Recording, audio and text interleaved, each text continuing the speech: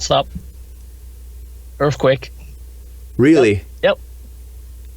I can feel the shake. The antenna is kind of wobbling. Yeah, earthquake. Geek Therapy Radio.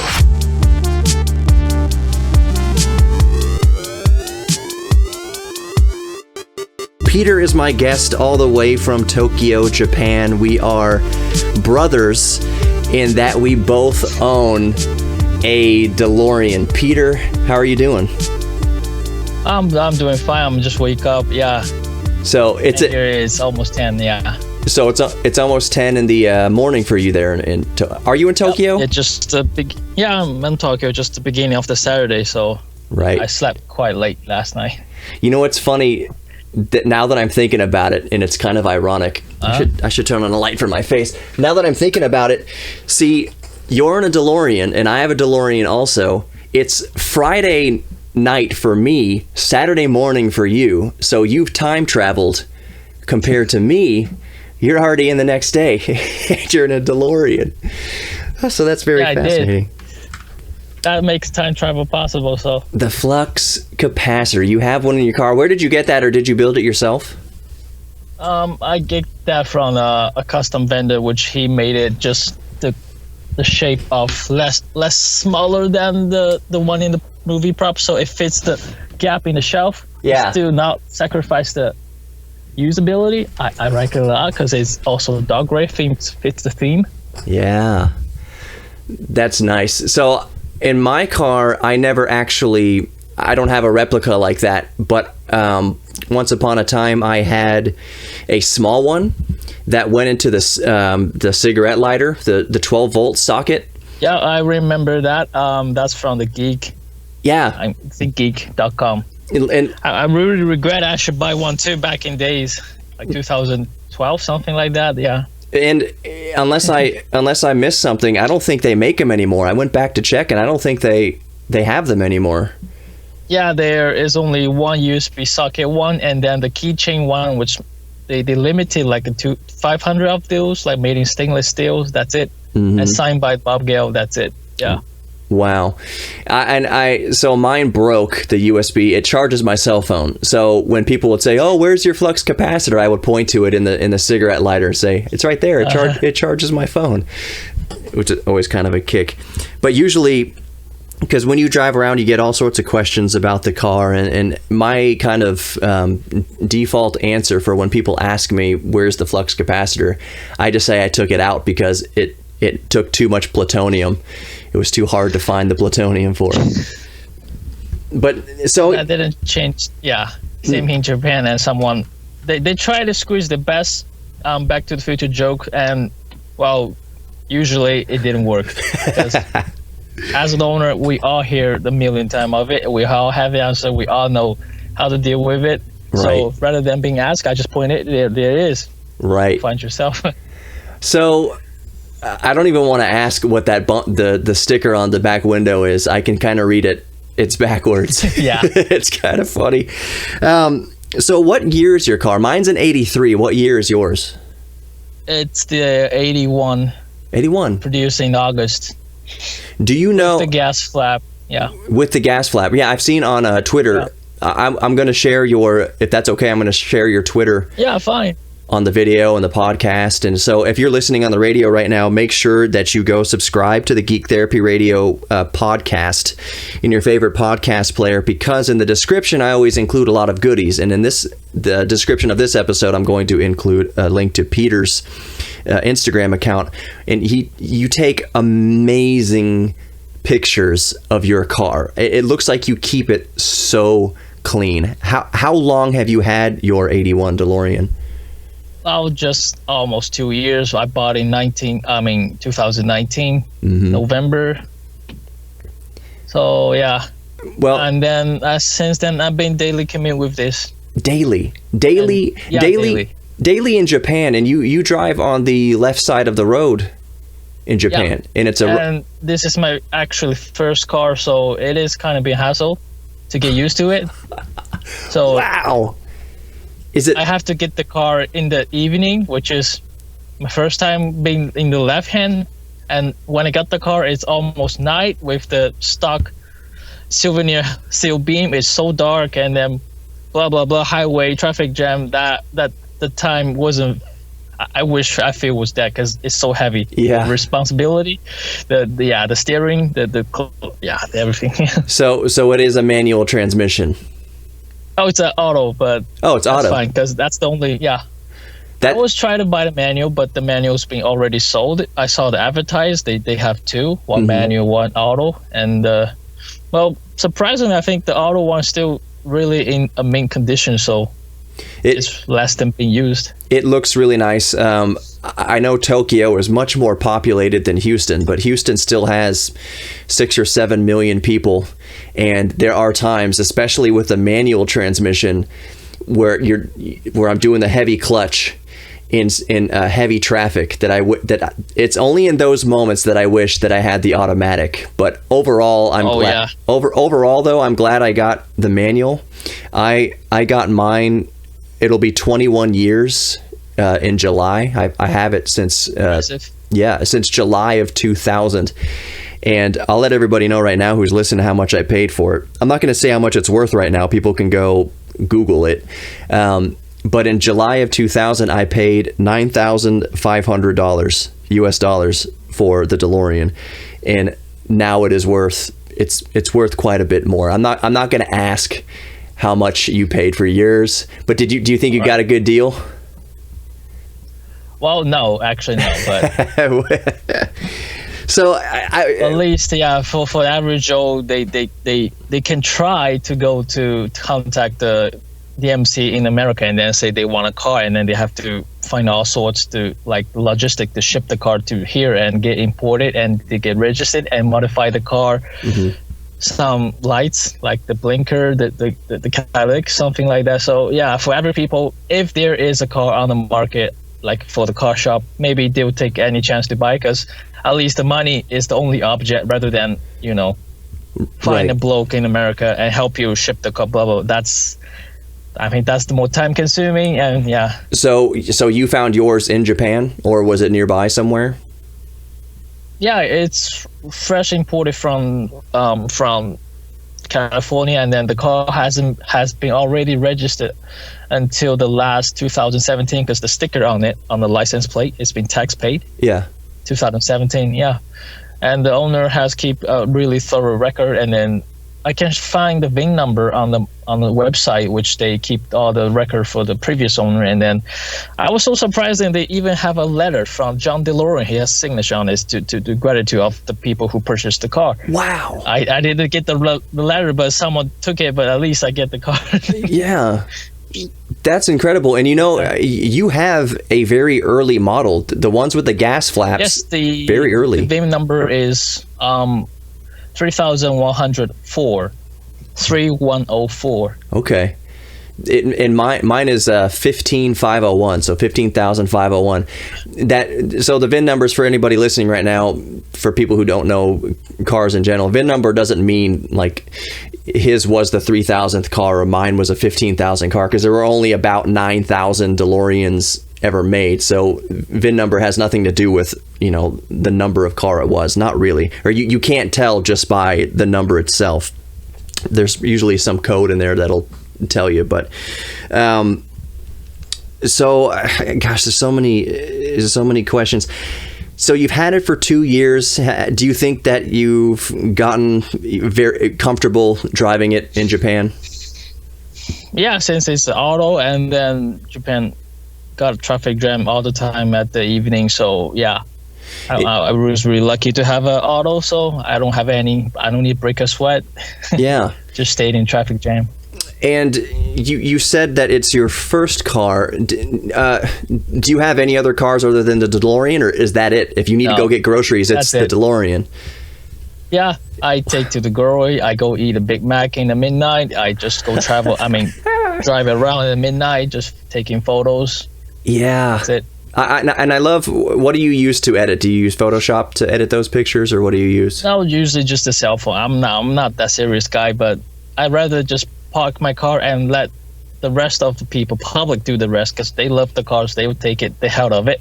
Yeah. And they will post it and they will edit it. Yeah, I don't mind. It looks really nice. The pictures you take, it looks like you have a at least for now, you're using a color scheme. There's tones that you use, and it's like, what is it? Average filter. But I mean, but they look really good. So building, it's a building.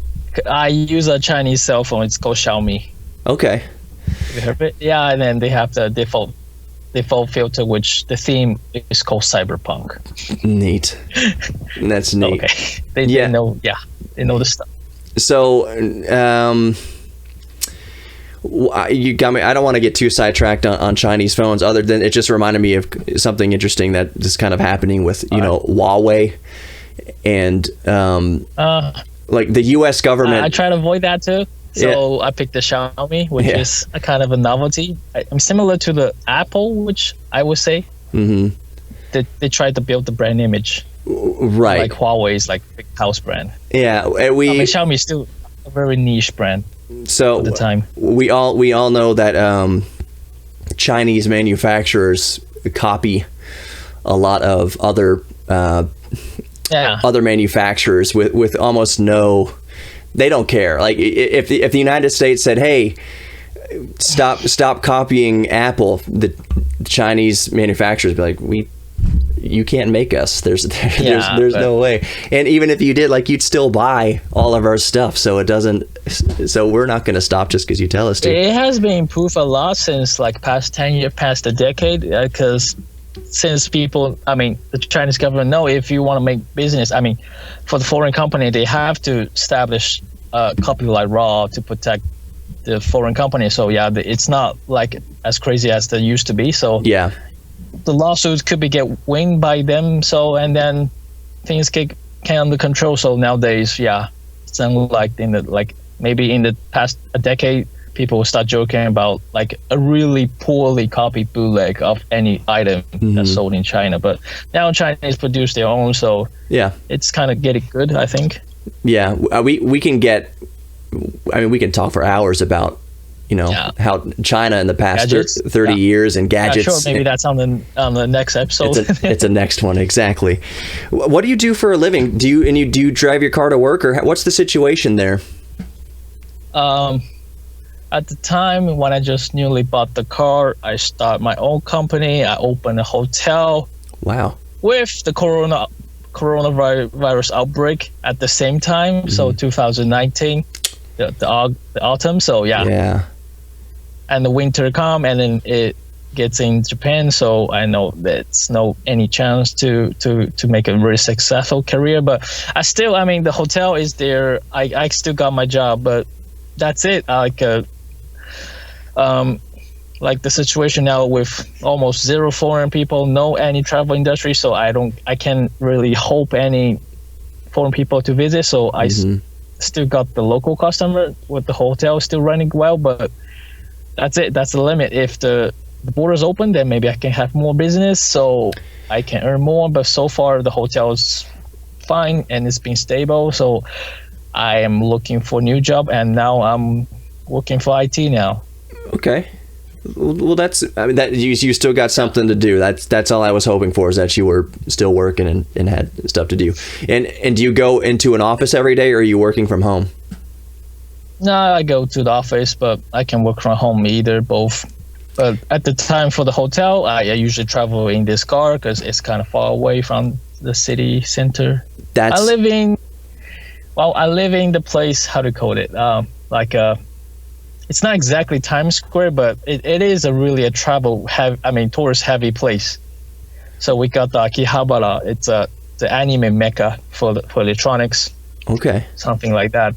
So my home is just 10 minutes away driving from there. So usually I just park my car in the anime street and take photos. Wow. And are the people pretty respectful of the car, or do they come up and try to touch it without asking first? Not really, not less. If I'm standing beside it, people usually spot me as owner, ask, are you the owner? Yeah, then say can't touch it, or asking questions.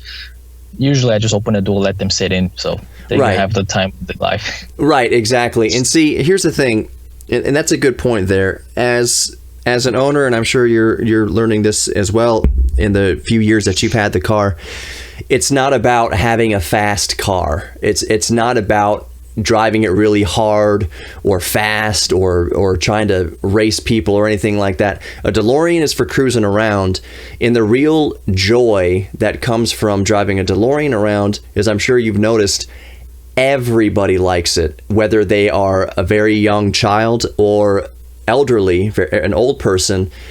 Everybody seems to really enjoy the car, and being able to bring smiles to faces. You know, if someone drives by real fast in a Ferrari, it's that, and almost no one will pay attention to that compared to a DeLorean, you know, sitting still, not going anywhere. People, maybe it's different in Japan, but in Houston, where there's a lot of people around, we see a lot of fancy cars. We see a lot of Bentleys and Mercedes and Lamborghinis and stuff like that, but you almost never see a DeLorean. And so when people won't even look at the Lamborghini, but if the DeLorean is there, you get a crowd of people. So, you know, when you go buy, when you go to the store to buy food, when you come back out, is there sometimes people hanging around the car? Well, I guess at the time there were people, but usually when I get the car, it's gone. But sometimes I'll park the car exactly where the people will pass the station. So when they go home past the station, they will saw my car, and then literally I create a sea of people which is in front of station. That happens often. Do you ever, before you leave the house, do you ever have to kind of consider and think about the time? It's funny in a DeLorean thinking about time. But you know that, hey, if I was in a normal car, I could just go do what I want to do really fast because nobody is going to stop and look at the car. But with a DeLorean, do you plan on spending a few extra minutes in your chores and your errands because you know that you're going to have to stop and talk to people? Stop. Earthquake. Really? Yep. It's earthquake. Yep. I can feel the shake. Hopefully not a bad one. I don't know if you can. No, it's not the deal, but if you see the antenna is kind of wobbly a little bit. I'm not wobbling the car, so the antenna is kind of wobbling. I don't know why, so I think, earthquake. That's kind of scary. That's kind of scary. I used to live in California. You mentioned California, and I've been through just a couple of earthquakes. Have you been getting... This is so long. Yeah, I can see you shaking. Your head was kind of bobbing a little bit. I'm fine, but I can see like the bicycle outside the handle. They are shaking, like something object. This is shaking. Yeah. Are you between buildings? Yeah.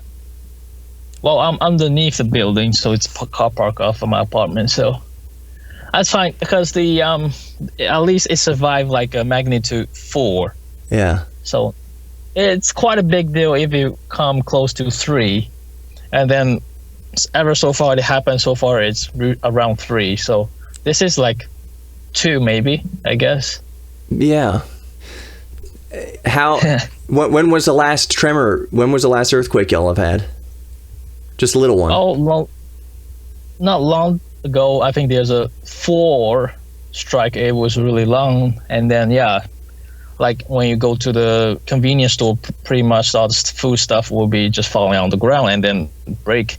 Wow. That's how catastrophic it is. But for the small one, people will notice. They will take caution, but nonetheless, it's daily stuff. So, man, because the house will be building like with 10 magnitude 5 or 6. Mm-hmm. At the time, you can not even standing on your feet. So, 3 or 4 can consider average. So this little shake right now, is that going to make the news at all? No, but you Google on Twitter like the earthquake report. It will show you when and where. Yeah. So how the status, how long it was continue. Maybe there's we call that afterquake. So when you shake a big stuff, the small stuff will shake later. Maybe an hour later, it could be a day later. We don't know, but it happens. Yeah, we call them aftershocks. So there's all right, and sometimes there's little shakes before a big one. And then there's little ones afterwards. So I'm just hoping that this little one isn't out ahead of a bigger one. I'm really hoping that's not the case. But Well, because in the Japan communication system, they built in the earthquake alarm. If it detect a really huge quake, the all cell phone will just have constant non-stop beeping alarm. It doesn't matter if you in a silent mode or like anything. It will just tell you yeah, if it's an earthquake or tsunami or typhoon, something like that, or maybe a North Korean missile. oh man, oh no, It happened once. It's a false alarm, but yeah, oh man, this conversation got heavy. That's heavy, like Marty would say. Is there something wrong with the gravity in the future? So, how many times have you seen Back to the Future? Is it one of your favorite movies? well, yeah, I think after I bought the car, I really appreciate the movie a lot more than it used to be. Mm-hmm. I only saw the movie first time it was in Japan, and then on the TV randomly. I didn't know there's such a movie. I wasn't really interested in such a car, but it stuck in my mind Yeah. as really small children, like 5 or 6 years old. That's the first time I visited Japan, and since then, yeah, Delorean was one of a kind of car, but I didn't really need it to it because I wasn't a really car guy. But Right. after I grew up and I become late teen, so I started loving the car. And then, at the time I was in Canada, so I studied high school there, and then fixing car after school, something like that. And then I really wished to become a car mechanic, so I applied the school in Japan. So there's a professional car engineering school in Japan. I took the course like that. So Wow. yeah, and then the car wasn't really any available in the real world, so you only saw it on the maybe the game like Gran Turismo. And Right. then even in the game, that wasn't a fast car, so you won't use it to Right. race anything. Exactly. Yeah. Yeah. It's funny. It's funny. You sent me a message Yeah. an hour or so ago. I was playing Gran Turismo 4 with an emulator on Right. my M1 MacBook Pro, which is a whole nother thing because there's no PlayStation 2 emulators for Mac. All right. But so I see. I was running Windows 10 in a virtual machine on the laptop. So it was basically emulation of emulation of emulation to get Gran Turismo 4 working on a MacBook Pro. But you're right. So I've played Gran Turismo 4 for hours and hours, and I have my DeLorean on there souped up to like 500 horsepower. So it goes a little bit. I can go 200. I have it just tuned good enough, even without nitrous, to go just over 200 miles an hour in Gran Turismo 4. But that's a good point, because the DeLorean is a rare car. It's rare in the United States. It's even rare in other places of the world. I imagine it's even more rare in Japan. So that's one of the only ways that somebody who likes DeLoreans can ever experience a DeLorean is either on a television screen or in a video game. And would you say that when you finally got your DeLorean, were you let down in any way, or have you just become more happy as you've owned it?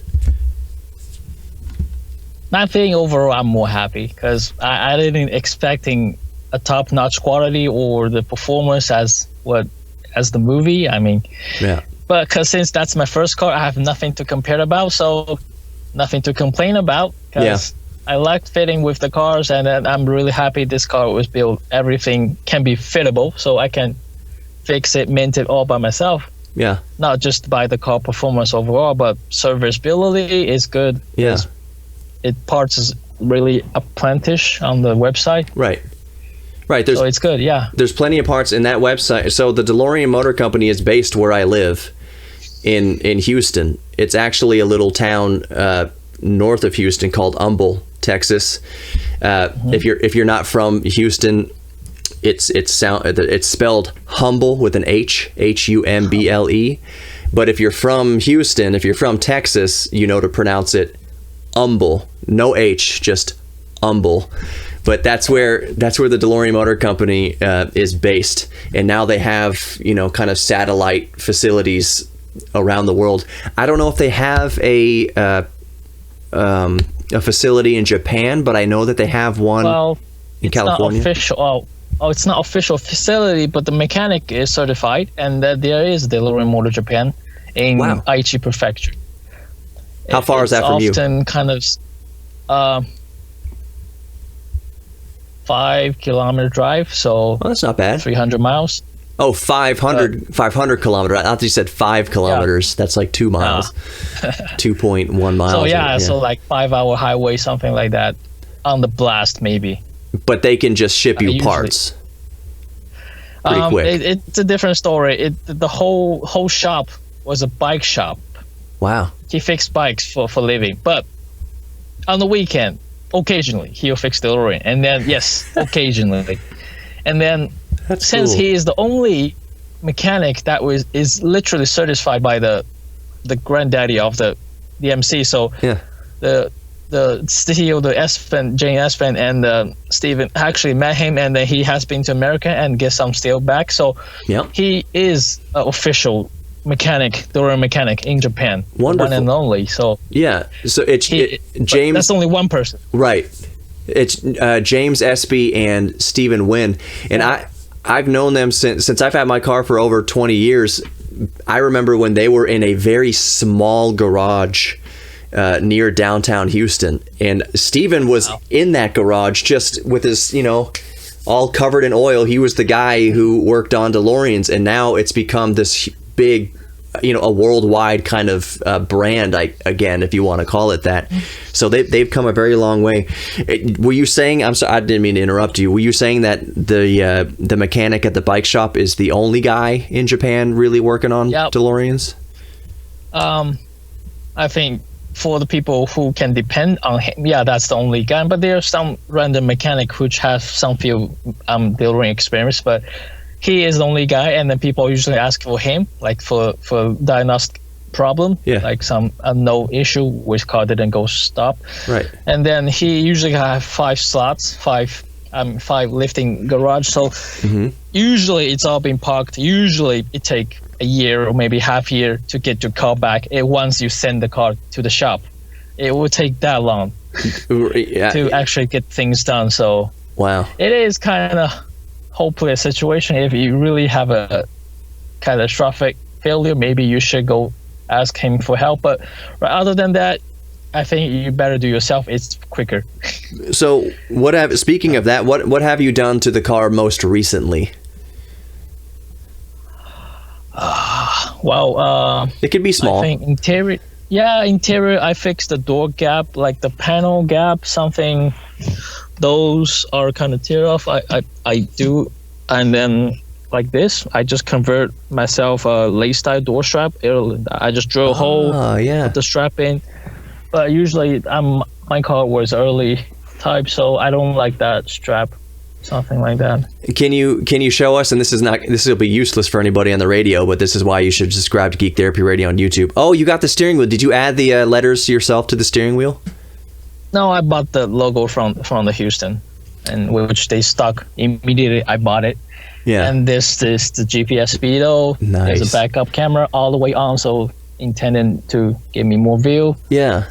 The car sat nav, and then actually the more stuff I done is beneath the car. Okay. I changed the harness. Upgrade the relay, and a lot of stuff. Yeah. Wow. Overall, the car. Oh, yes. For everybody listening on the radio right now, you can't see what I'm looking at right now. This is a beautiful 1981 DeLorean. I can't stress enough. If geektherapyradio.com, or just search for Geek Therapy Radio on YouTube to see this beautiful 1981 DeLorean. That is a very, very clean engine bay. Yeah, detailing the engine bay, so a little cable management. Yes, and I see you have new ignition lines. You have are those the ignition lines, or are those the that's ignition. Fuel line. Yeah. Fuel. Yeah, new fuel lines. The compressor looks nice. Everything in there looks so clean. So clean. That daily drive it, so it's Very nice job. And the stainless steel coolant coolant reservoir, did you add that yourself, or did it come with it when you bought it? Oh, did it come with it? Okay, that's a very, very common upgrade. It looks okay. The coolant hoses look very clean, very new. That's a very clean engine bay. You have a aftermarket throttle body shield, I see on there. Yeah, from the DMC Northwest. Yes. Do you have any performance upgrade to it? Has it got the new exhaust? No, not really, but I wish to do it later in the future. Yeah. I put a K&N air filter in mine as well. I'm not sure it actually does anything. K&N says, oh, it'll add 5 horsepower to your car. It's like the DeLorean already doesn't have any horsepower, so I haven't noticed. That is on the auto, so yeah, I guess on the wheel it's less than 100. Yeah, I haven't noticed any sort of bump in power from putting a K&N air filter on there, but it is cleanable and reusable. Oh, your louvers look really nice too. Actually, the most important things I want to do now is the roof box right there. I did spot some rust flake underneath it, so I took the T-panel off and then opened the hatch, surface hatch, and then get the harness out and then use a magnet to scoop out some rust. I actually still keep the rust here. Right, and so people know. Behold, it is actually the rust from the roofs. Wow. So yeah, it's bad, but it can be safe. So I have to putting some rust prevent stuff to make it delay a little bit. Eventually, if I get the chance to swap the roof box, I will do it. So it's not the actual stainless steel that's rusting. Yeah, it's what's underneath.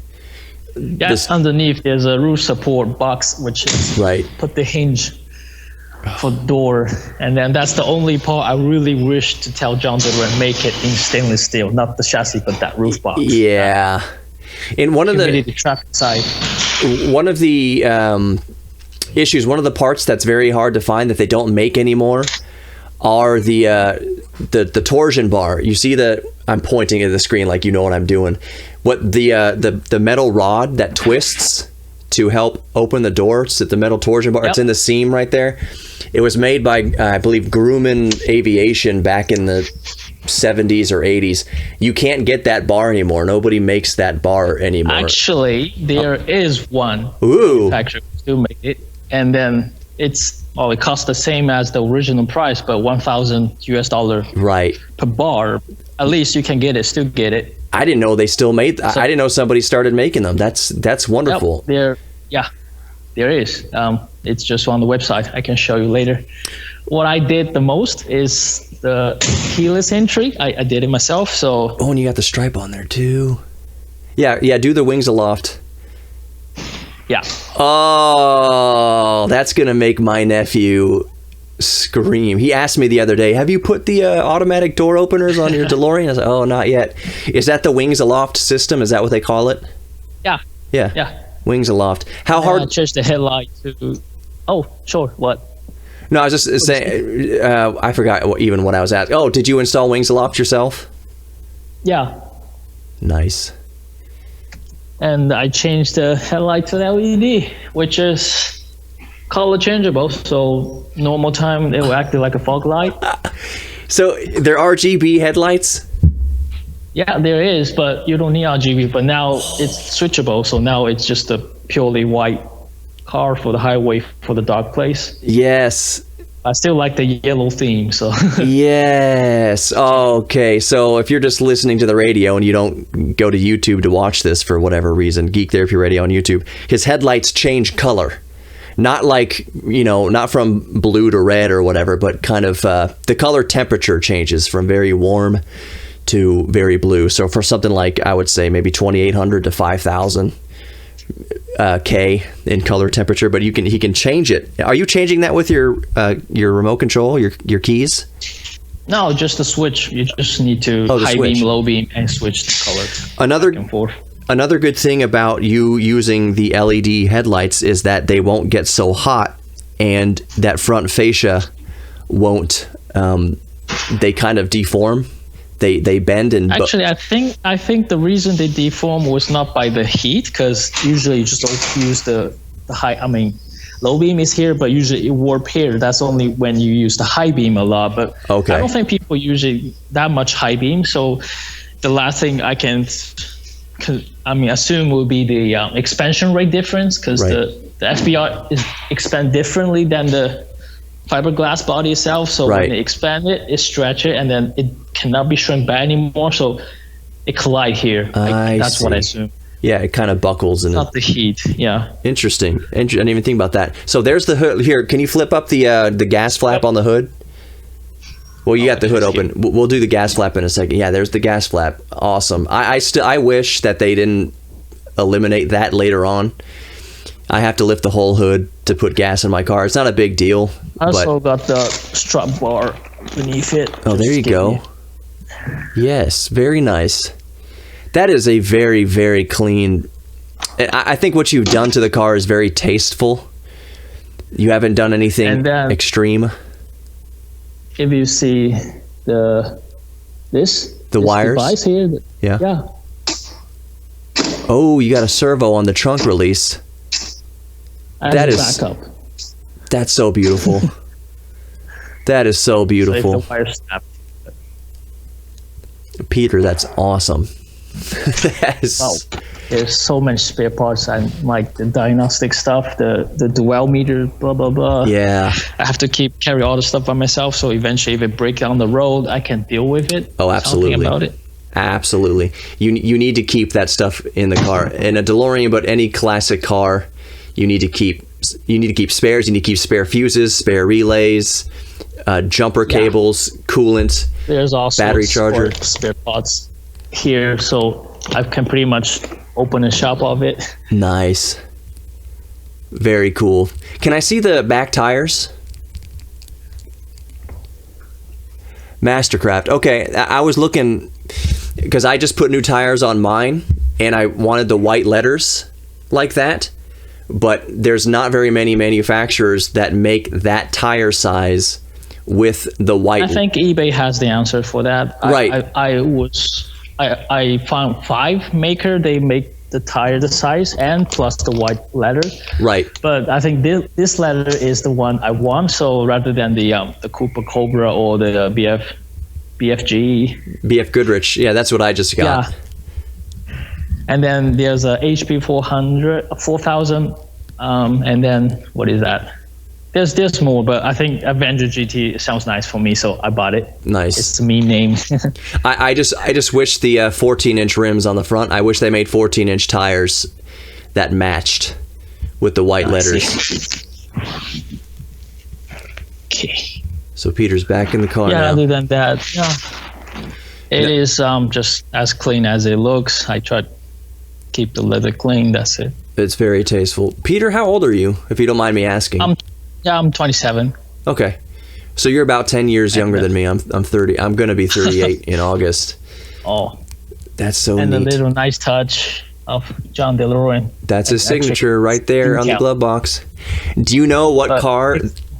I'm sorry. Do you know... I don't know, but... So you don't know what car that the glove box came off of? No. I mean, it's a decal. I just added authenticity to the car. Okay, I see. All right, it's a decal. That ink looks very fresh. That's very cool. So the lid... So natural. Yes, the lid of the glove box right there came off of a Volkswagen Scirocco. Hopefully Scirocco? Yeah, Scirocco. I hope I pronounced that right. So if you look at a Scirocco, it's the same lid on that car. I don't know, sure, but there's a number on it. It says 3088.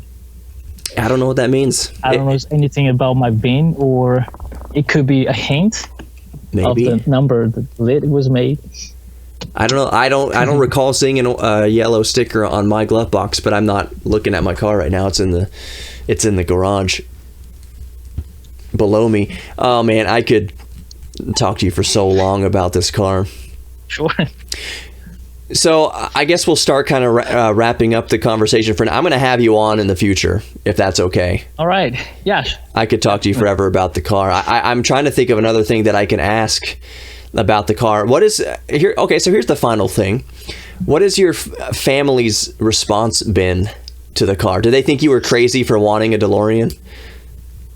I think, yeah, because, well, my parents thought if I got the money, which is a lot of money, yeah, and then if you're gonna spend that money to buy something fancy, yeah, they cannot expect it to buy a car is actually older than me, which is not really that well known. They don't know the name. They're not a movie guy. Yeah, Right. but overall, I think they see me as I'm really pleased about the car that I bought, and then I showed to my parents. This car is actually at the time is almost 40 years old, and then they couldn't believe it. So wow, it looks really futuristic, and they said yes, because the people who designed it has a future vision for it. Right. Uh-huh. That's amazing, and plus you can tell them.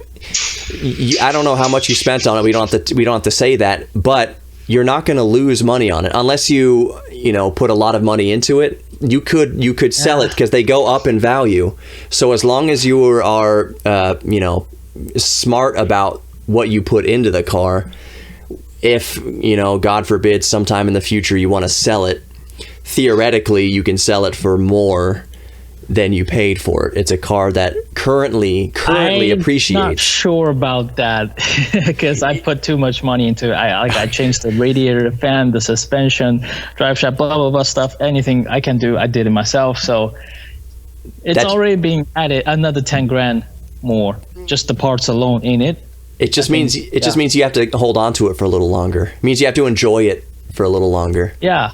But I think this will be my experimental car since it's auto. I think if I got eventually more money in the future, I can buy a nice auto one, or even better, a custom stainless chassis from the Delorean performance industry. Right. If that's the ultimate goal. And I think that's an important point right there is we don't buy cars like this because they are wise, financial investments. It's because we're only on this earth once.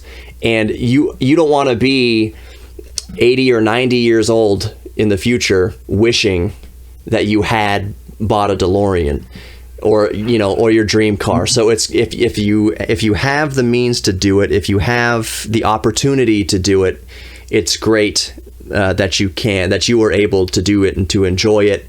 And it's not about making money off of it. It's just about enjoying it. It's the same reason for people who become pilots. You don't become a small airplane pilot because you want to save money doing stuff. It's because you love to fly. You buy a DeLorean because you love DeLoreans or you love classic cars. And some people play a lot of golf. Some people spend a lot of money collecting whatever. So it's not crazy that people like us want to spend the money on a DeLorean. I think, for people like us, we have to be a really special type of person in the first place to actually want to own it and then to want to keep it. Some people bought it and then they have a massive letdown because it was not as fast as the movie is. Right. The door didn't make the sound as the movie is. Yeah. They just sell it. It happened in Japan too. Some owner massive letdown, then just right away they sold the car. Wow. I heard a few of them. So it takes a special person, and that I would it's actually kind of some good advice here is that for any classic car, not just for DeLorean, you will get the most enjoyment out of it and value out of it if you know how to work on cars yourself, because old cars need attention from time to time. And if you don't know how to change your own oil, if you don't know how to change brake pads, unless you're very rich, then you have somebody else do it for you. But if you're just an average person and you want a classic car, you want a DeLorean, it helps a lot to know how to do some of the maintenance yourself. And I think you get some sort of satisfaction out of keeping it on the road like that. Peter, thank you so much for your time. Welcome. It's been enjoyable. There was an earthquake while we did this interview. That's pretty cool. Yeah. Be completely safe over there, and like I said, I'll have you back on in the future again for sure. Definitely. Any topic will be welcome. Absolutely.